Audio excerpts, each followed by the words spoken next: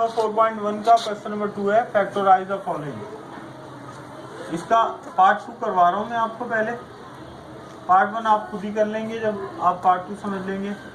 9a² b plus 18ab² minus 6ac minus 12bc।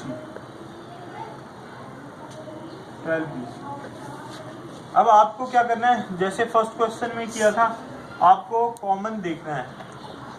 अगर चारों में कोई कॉमन हो, कोई एक, तो चारों में से कॉमन निकाल लेंगे। आपको चारों इन टर्म्स में जो प्लस माइनस से अलग अलग हिस्से हैं, कोई चीज कॉमन नजर आ रही है? जवाब दें जी। क्या कॉमन नजर आ रहा है चारों में? ए चारों में है जी। यहाँ कहाँ है? नहीं, 9 कॉमन है। नहीं, इसमें जो है वो 3 कॉमन है तमाम में। 3 का है। आप 3 को कॉमन निकालें, देखें 3 3 जा 9, 3a² b हो गया, प्लस 3 6 जा 18, ठीक है। फिर 3 2 जा 6, और यहाँ 3 4 जा 12, 4b। ये समझ में आया आप सबको? आपने सबसे पहले अगर चारों में कोई कॉमन हो तो उसको कॉमन निकाल लेना है। यहाँ 3 कॉमन था चारों में, उसको हमने कॉमन निकाल दिया।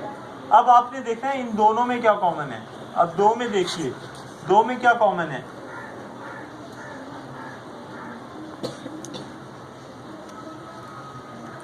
इन दोनों में क्या कॉमन है? 3 1 जा 3, 3 2 जा 6। सबसे पहले तो 3 कॉमन है। उसके बाद दोनों में क्या कॉमन है? ए कॉमन है। सही है, ए कॉमन है, क्योंकि पावर 1 कम से कम है ना, कम से कम को कॉमन निकालते हैं। तो ओहो सॉरी, 3 और ए कॉमन है, और दोनों में क्या कॉमन है? बी कॉमन है।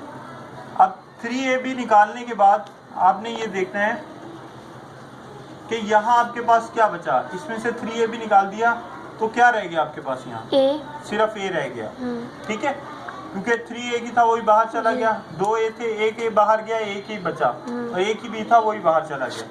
अब यहाँ पे 3 2 जा 6, एक ए था वही बाहर जा चुका है, बी एक बी बचेगा। यहाँ तक समझ में आया आप सबको? अब आपने इन दोनों में देखना है कि इन दोनों में क्या कॉमन है। देखिए क्या कॉमन है। सबसे पहले तो माइनस कॉमन है, फिर 2 कॉमन है, और फिर c कॉमन है, ठीक है।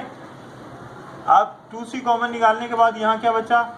a, और यहाँ 2 2 4, और ये b।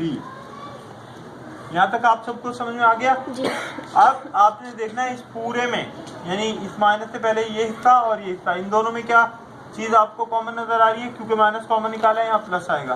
क्या कॉमन नजर आ रहा है अब आपको? एक जैसा a प्लस 2 और b, a प्लस 2b का स्क्वायर।